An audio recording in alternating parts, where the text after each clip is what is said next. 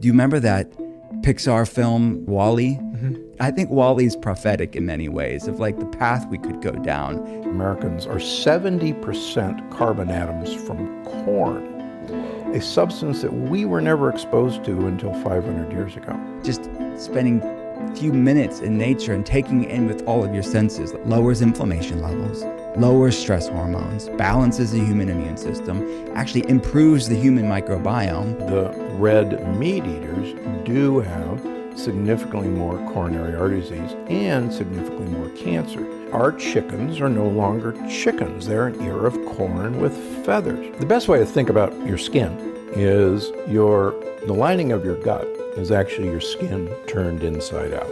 When you're talking about 50 million Americans having an autoimmune condition, hundreds of millions worldwide are having autoimmune condition, type 2 diabetes. I mean, it's the vast majority of people in the West are somewhere on this insulin resistant spectrum. At the end of 5 years, the olive oil group had better memory, had improved memory than when they started.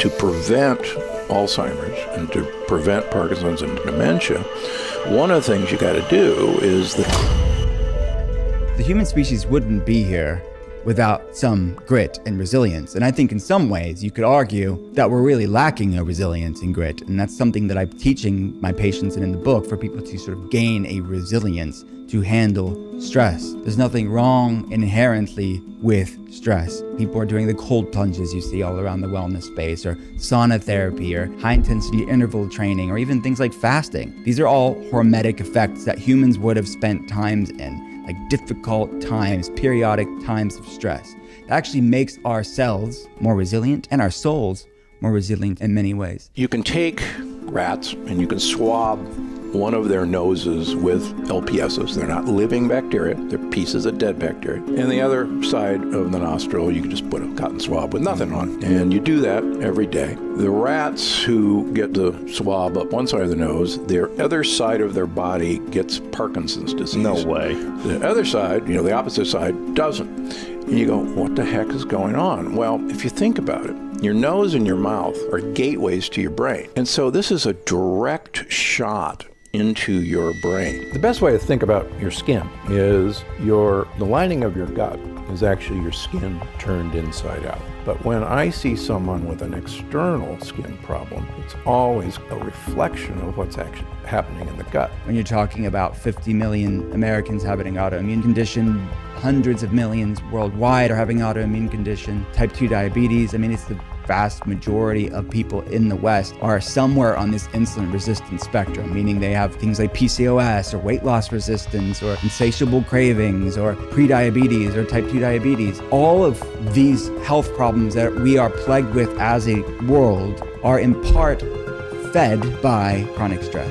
It's just a matter of how much your body can handle. Analogies, sort of that bucket analogy. Some people have massive buckets and they can handle a lot of things in their life before it's going to hit that tipping point. You can't change your bucket size, but you can change what you put in it. You can't change your genetic tolerance for stressors, but you can change what you put in it. It's really a message of agency, right? It's a message of what can I do to prevent Alzheimer's and to prevent Parkinson's and dementia. One of the things you got to do is the care and feeding of your microbiome, and that includes your oral microbiome. You got to take care of it. And there's some pretty good evidence, and it's accumulating every year, that one of the causes of type 1 diabetes or juvenile diabetes is casein A1 milk.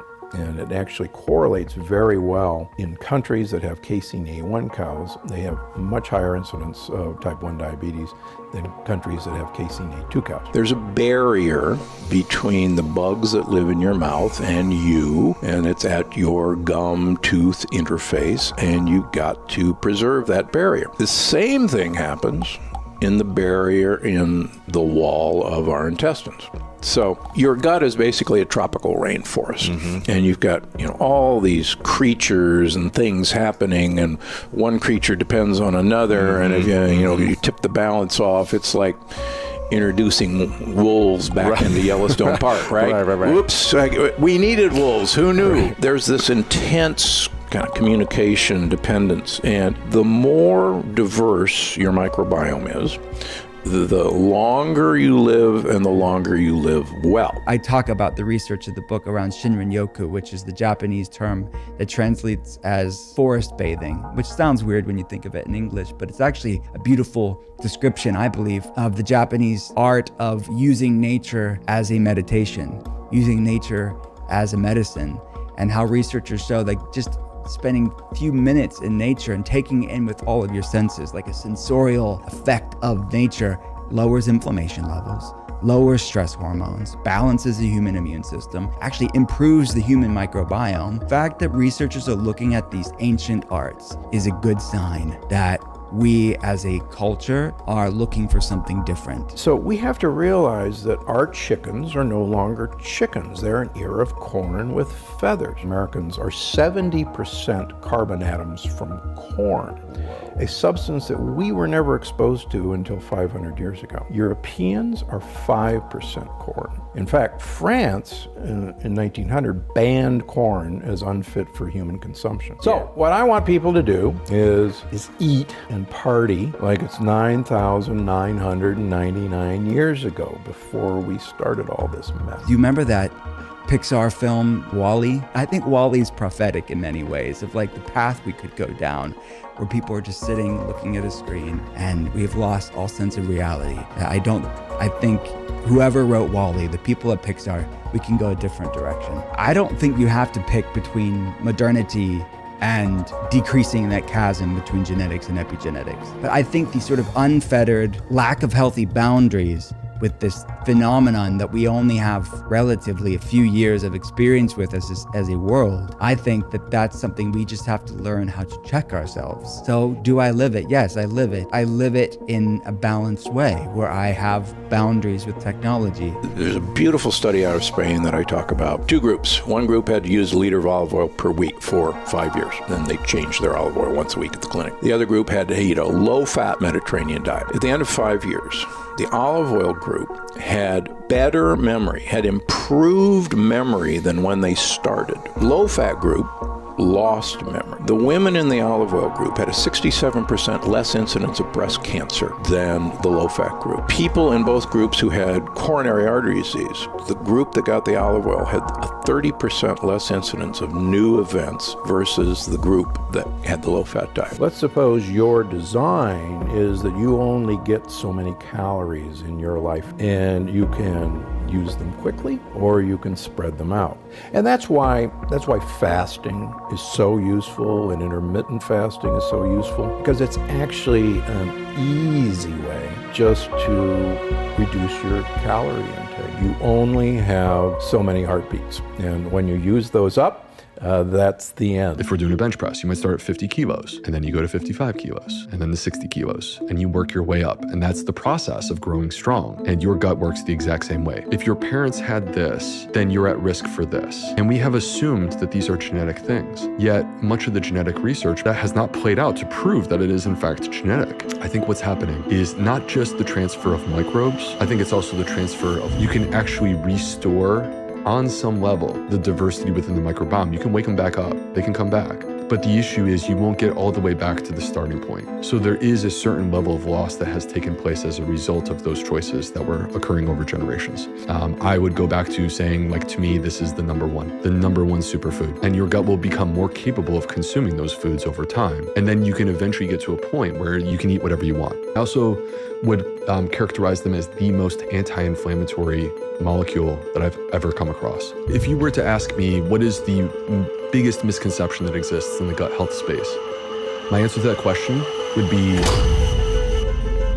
our human cells have receptors to receive these short-chain fatty acids and act upon the information that they receive. So you could think of them as like a signaling molecule, in the sense that your gut microbiome is now talking to your body and telling your body what it wants your body to do. But it has the ability to like flip genes off and on. It has the ability to turn down your immune system. So as an example, when I think about autoimmune conditions, if we were to get like super into the details of autoimmune conditions, what you would discover is that we need more short-chain fatty acids to empower these specific cells called T regulatory cells, and those T regulatory cells would actually turn down our immune system and protect us. It's not to say that autoimmune diseases are exclusively the result of a fiber deficiency. There is certainly a genetic component, but there was a genetic component 200 years ago. 300 years ago. And yet these conditions really weren't that much of a problem back then. So many of these conditions didn't have a name until the last 100 years. And the emergence of them, many of them have increased 500% in the last 50 years.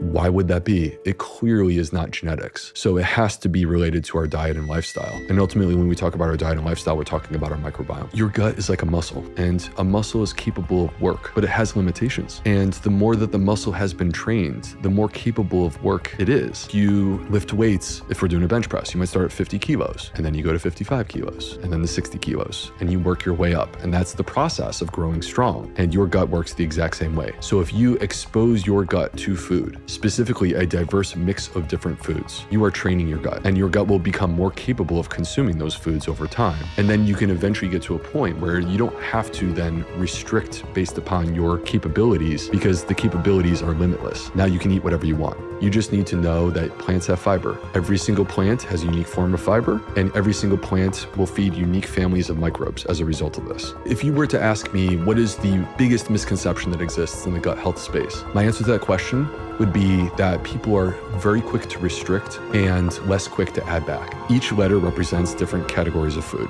So F, fruit. I think fruit has been inappropriately villainized. I think fruit's amazingly good for us. In fact, people that consume more fruit are less likely to have diabetes. They also lose weight. You can add more diversity to your microbiome by adding fermented food. We need this. G stands for greens. Greens have almost no calories, yet tons of nutrition. And grains. By grains, I don't mean refined grains. I mean unrefined grains. So like whole grains. So good for us. Those are gut microbiome foods, high in fiber and resistant starches. O stands for omega-3 super seeds. So that's chia, flax, hemp, and also walnuts. Those contain omega-3 fats. Those are healthy fats that we need more of. A stands for aromatics. So that's onions, garlic, shallots. They're delicious. They're also great for your heart and protect you from cancer. L is legumes. Legumes includes beans, peas, and lentils. I would go back to saying, like, to me, this is the number one superfood, because they're gut health foods and they're longevity foods. And if we look at the evidence with heart disease, cancer, stroke, diabetes, all across the board, you're going to see these reduce your likelihood of having those diseases. S stands for shrooms, meaning mushrooms. Mushrooms technically are not plants, they're fungi, but they contain fiber and are incredibly good for us. S also stands for seaweed. So most cultures don't consume seaweed, but like, for example, in Japan, they do. And they're incredibly healthy as a result of this. It's another source of unique types of plants with unique sources of fiber. And the last is sprouts. So sprouts to me are superfoods. There's something magical that happens. The issue is that we want to understand microbial loss that can occur over generations, because clearly our generation is different than our grandparents.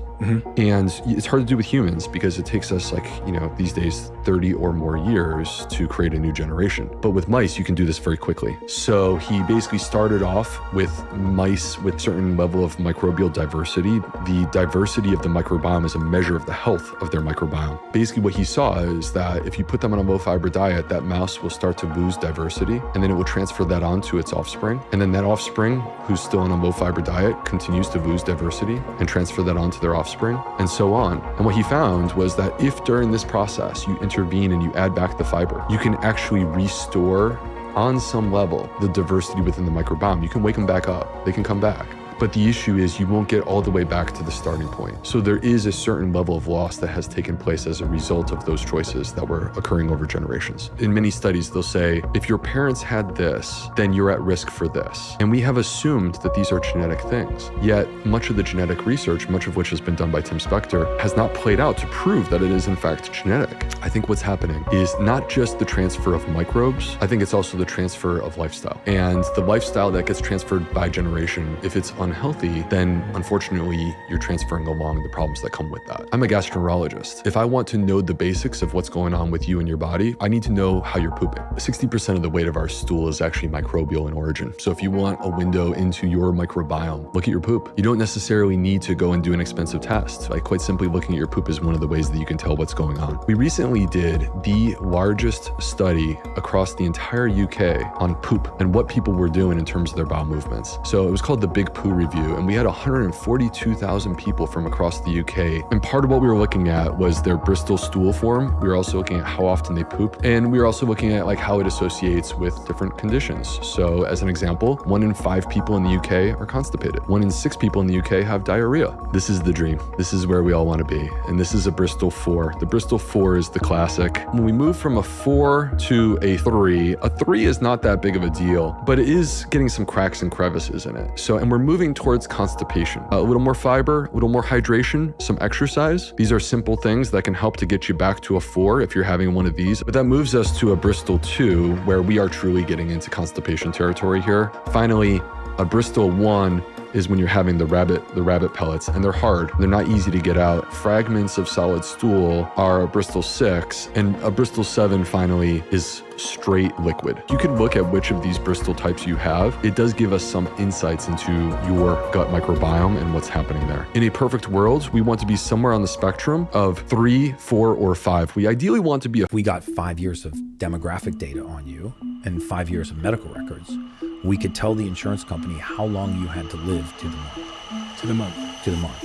If you had access to this database, you would realize that the most common ailments that we suffer from are not diseases and pathology that are happening to us. They are things that are happening within us. If I was to boil my entire career down to a single sentence, it would be that the presence of oxygen is the absence of disease. So in other words, there's not a single compound known to mankind, not one. No mineral, vitamin, amino acid, protein, carbohydrate, no nutrient of any kind, no element known to man that enters the human body and is used in the format that we put it in. Everything that we put into our bodies gets taken in by the body and converted into the usable form. You show me a person that's truly depressed, and I'll show you somebody that's also suffering from severe gut issues. By changing the pace of the gut, the speed of the gut, the conveyor belt, I've ruined this sequence of events. And I spend a lifetime trying to figure out what's wrong with the parts. You know what the brain cares about? The brain cares about survival. It doesn't care how fat or skinny you are, how pretty or ugly you are. It doesn't care about your skin, your hair. It cares about survival. If you don't do what we're going to ask you to do for the next 10 weeks, do you have a life expectancy? We got 5 years of demographic data on you and 5 years of medical records. We could tell the insurance company how long you had to live to the month. To the month. You know, if you think of the most successful financial institutions on the planet as a category, are insurance companies. If you look at the failures during the 2008, 2009 financial crisis, which was a global crisis, you know, in the US, we had 364 banks fail. You didn't have a single life insurance company fail. No other financial institution, no other investment enterprise, hedge fund, angel investor, venture capital firm would ever put tens of millions of dollars at risk on any kind of investment on one single variable. Yet every time a life insurance company bets on your life, they're only betting on one factor.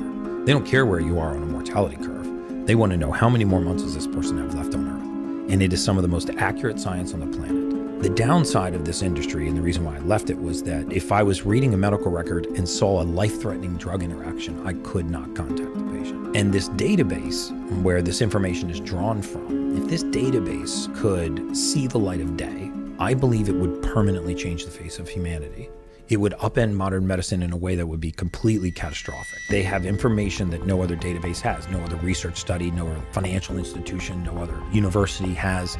And that is that they know the day, the date, the time, the location, and the cause of death for hundreds of millions of people that they have all of these records on. If you had access to this database, you would realize that the most common ailments that we suffer from are not diseases and pathology that are happening to us. They are things that are happening within us. If I was to boil my entire career down to a single sentence, it would be that the presence of oxygen is the absence of disease. I have yet to find a single disease etiological pathway, something that's happening in the human body, causing pathology, causing disease, dysfunction, that doesn't have its roots in a lack of blood oxygen. In fact, all human beings die of the same thing. We all leave this earth the same way. All die of hypoxia, lack of oxygen to the brain. That's the definition of death.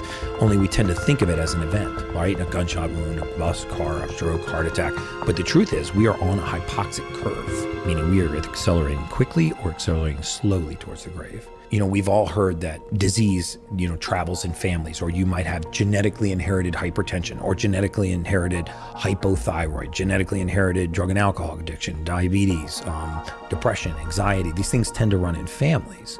So we've accepted the myth in most cases that these are genetically inherited diseases. But think about this. The next time one of your listeners gets told that, oh, you have genetically inherited hypertension, or if you have this genetically inherited disease or that genetically inherited disease, stop your physician and say, well, wait a minute, we've mapped the entire human genome. So we know every gene in the human body. Can you tell me what disease I inherited from my ancestor that's actually causing this condition? And watch their face go blank. Because in the majority of cases, we have accepted that disease travels in families when it's actually not the disease being passed from generation to generation. It is the inability for their body to refine a certain raw material, which causes a deficiency, which leads to that disease. We have subscribed in this world to the fact that we are so affected by disease and pathology. And once I get you to subscribe to the fact that you have a disease, I can get you to subscribe to a lifetime of medication. Serotonin, for example, 90% of it resides in your gut. So if you don't have it here, you can't have it here.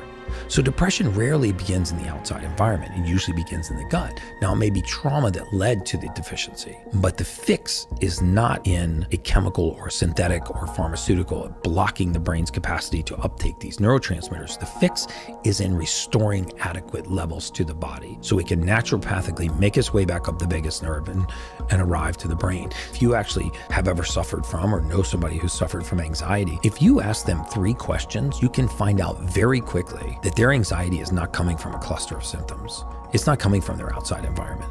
It is coming from within them. It's coming from their physiology.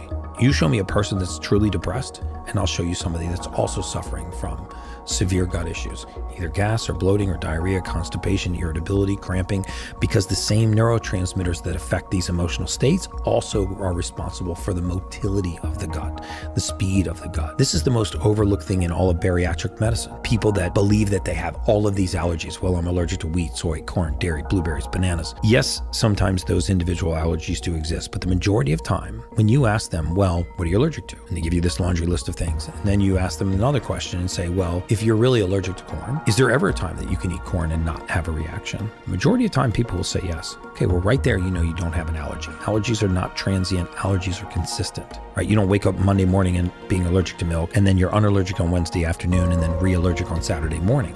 But what happens when people have gut issues that they can't explain is they always correlate it to what they last ate. And it's hard to make this connection. They're like, well, wait a second, I ate the same thing Monday and I was fine, and I ate the identical food on Wednesday and I blew up like a tick. So this is not an allergy. This has to do with the motility of the gut. By changing the pace of the gut, the speed of the gut, the conveyor belt, I've ruined this sequence of events.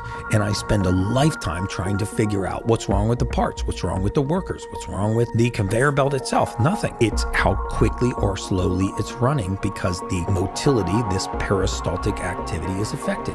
And once you supplement for this deficiency and you return that activity to normal, you find that all of a sudden these strange allergies eviscerate, and all of this gas and bloating and diarrhea and constipation and irritability and all of this inability to equate things that I'm eating back to what is going on in my gut seem to go away. As sophisticated as we like to think our brains are, it's really not. Our brain is very primal. You know what the brain cares about? The brain cares about survival. It doesn't care how fat or skinny you are, how pretty or ugly you are. It doesn't care about your skin, your hair. It cares about survival. When we understand that the brain does not know the difference between perception and reality, we start to understand how it can play tricks on us. My mission is to try to help people by taking a genetic test once in their lifetime, find out where is methylation broken, and then stop supplementing just for the sake of supplementing and start supplementing for this deficiency so your body can thrive.